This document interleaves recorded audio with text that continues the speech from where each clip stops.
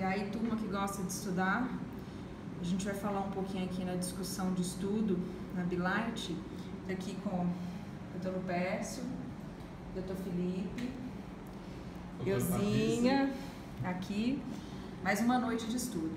E hoje a gente escutou tanto sobre colágeno, funciona ou não funciona, uma pergunta que a gente ouve sempre, e a gente resolveu esclarecer. É o seguinte, né, Lupércio?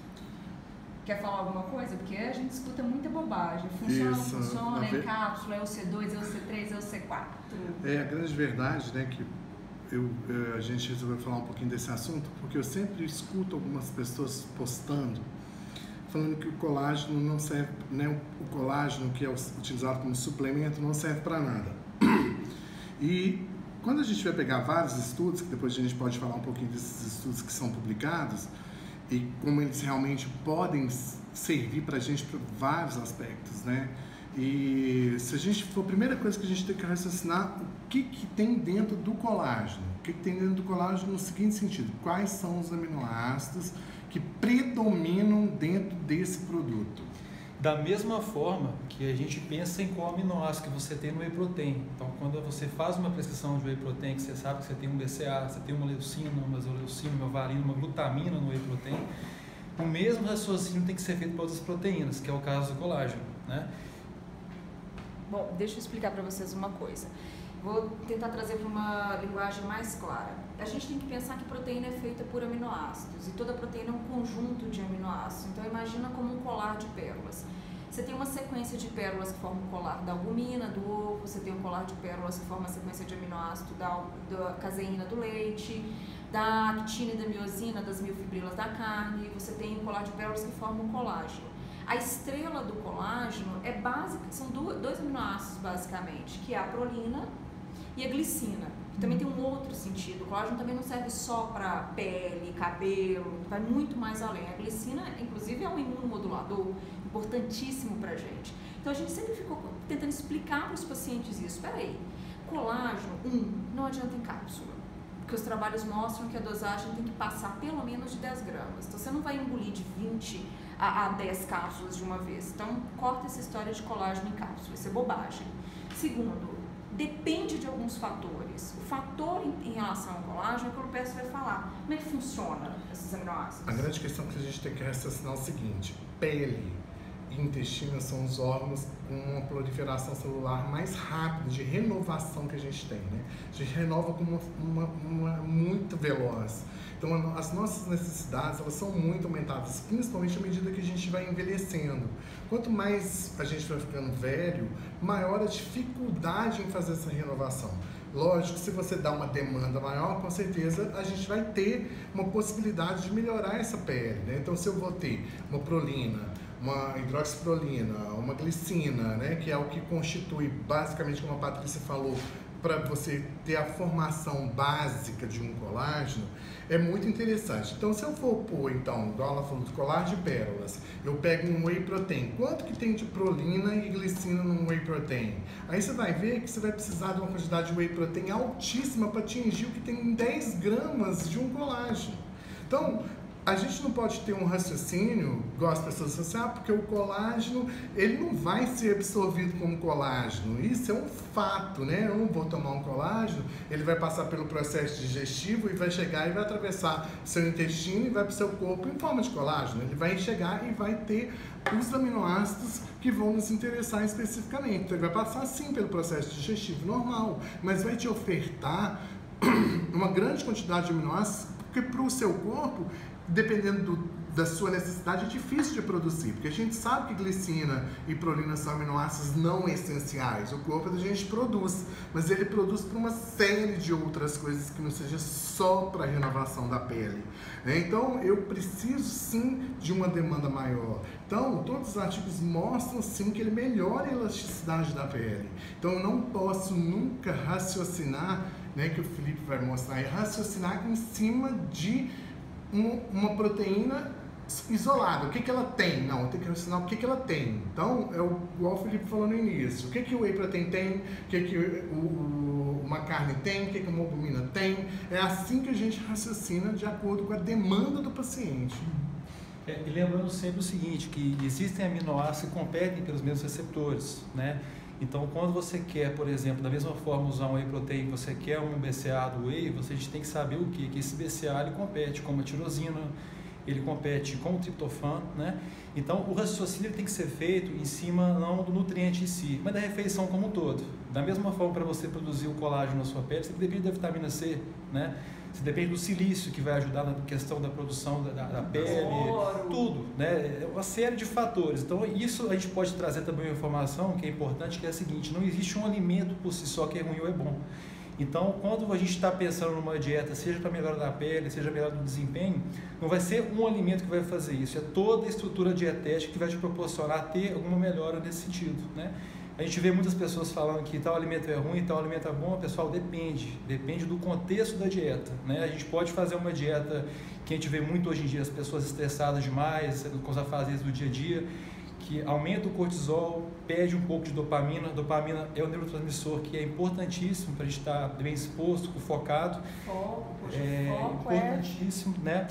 E se você, por exemplo, faz uma dieta pensando em subir a dopamina da pessoa, mas você dá outros aminoácidos que competem pela produção de dopamina, acabou a dieta, né? O colágeno tem muito disso também, porque se você, por exemplo, você quer virar?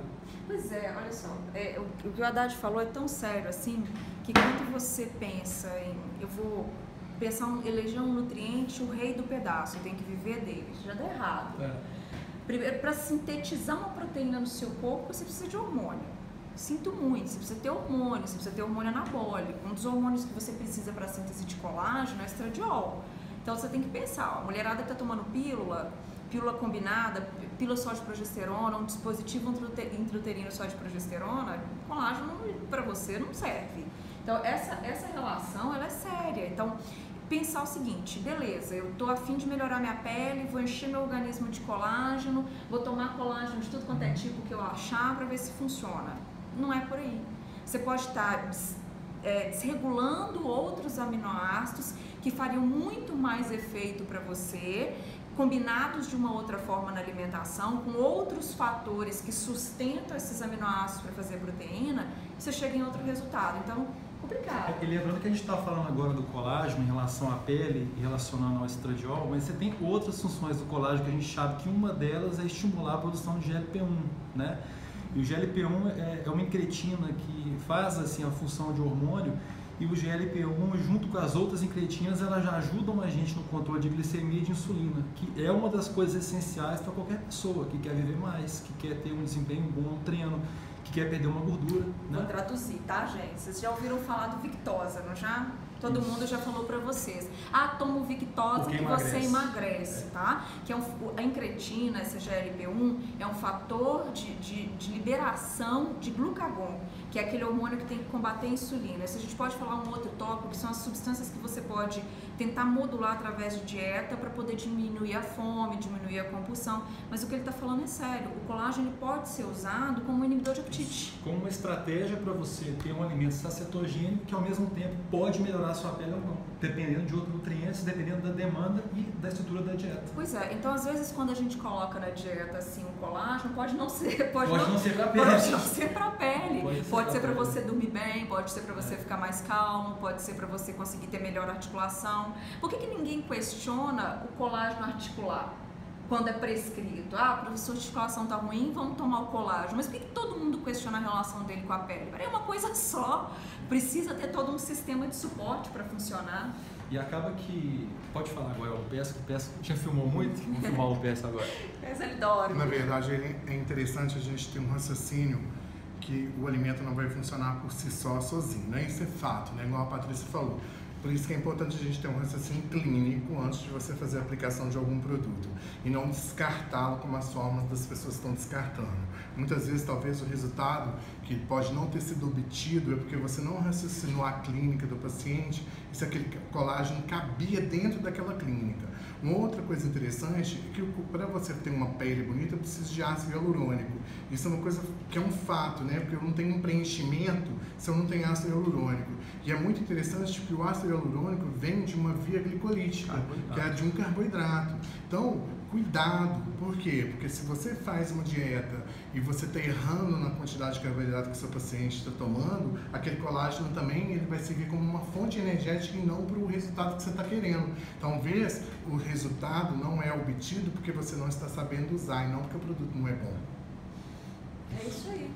Hoje era isso que a gente queria falar, porque hoje realmente foram muitas perguntas sobre colágeno, gente, a gente queria esclarecer. Então, eu vou fazer uma conclusão aqui. Bom, colágeno funcionar? Funciona. Consenso? Consenso. A grande questão é saber prescrever, saber o momento da prescrição e saber outros alimentos que vão ajudar na formação do colágeno e na melhora da pele, se for essa a intenção de você usar o colágeno. Se for realmente a intenção de melhorar a pele, pode não ser, como a gente viu aí. Então, vamos fazer o exame para ver como é que estão os hormônios. Vamos ver a clínica, vamos observar a clínica do seu paciente e o exame bioquímico ele vai servir como um diagnóstico final. E aí você vai ter um raciocínio de qual produto que você vai usar e qual vai ser o melhor para o seu paciente. Então, low carb pele? Low carb pele, com certeza você não vai ter uma pele boa. Até porque isso aí já poderia trazer vários outros assuntos que, né, se a gente for falar aqui, estende muito, mas todas as repercussões metabólicas causadas por uma dieta low carb. Seja uma low carb, seja um jejum intermitente que também cria processos metabólicos às vezes parecidos com o low carb em relação a outras glândulas, né, uma suprarrenal, uma tireoide, que a gente tem que pensar também. Então acaba que não dá para falar muita coisa, né? Então se a gente for falar do colágeno, eu acho que por hoje é só. Por hoje é só. Que eu acho que a coisa mais importante que a gente tem que entender é que não existe um protocolo. A gente não pode voltar para trás o que acontecia antes, que existia só uma dieta. O que existe são estratégias dietéticas. É isso que nós temos que raciocinar. Quando usar a estratégia. Já ouvi isso. Low carb é ruim? Totalmente não. Ela pode ser uma estratégia. Tanto a cetose, ela pode ser estratégica. Jejum, estratégia. Também, assim, eu penso, eu acabei de lembrar, não sei se vocês concordam comigo, são as pessoas que se intitulam nutricionista de determinado protocolo. Tá na minha boca, Dade. Eu sou nutricionista paleo, nutricionista de jejum intermitente. A gente tem que ser nutricionista de tudo, né, de acordo com aquilo que o nosso paciente precisa. Desculpa, gente, mas a gente tem que estudar bioquímica, imunologia, a gente pode ser patologia, nesse paciente aqui o paleo, a gente pode ser no outro low carb, a gente pode ser no outro com carboidrato nas alturas, por que não? E para cada momento. Carboidrato não engorda, tá? Carboidrato não mata. Não mata. Frutose também não, a gente vai falar da frutose depois. Enfim, mas é isso aí. Né? Então, principalmente, entendam, colágeno funciona, é bom, depende do seu paciente, da clínica dele. Então, não achem, pelo amor de Deus, que você vai tomar um colágeno e ele vai ser absorvido como colágeno. Raciocine em qualquer coisa que você vai dar para o seu paciente, em matéria de alimento, suplemento, o que ele compõe. A composição do alimento é que demanda a necessidade do paciente. E sabe quem manda? Esse cara aqui, ó. Mapa metabólico. É nutricionista, meu amor? Tá querendo mexer com o ser humano? Tem que saber isso aqui de cabo a rabo, ó. Não adianta, tem que saber. Porque se você ficar só pensando em teorizar, isso aqui é legal agora, tem que saber isso aqui. Quando você sabe isso aqui, você tem certeza do que você está fazendo. Vou fechar aqui e a gente faz no próximo vídeo para explicar outras polêmicas que a gente está cansado de falar 1000 vezes. Boa noite para todo mundo.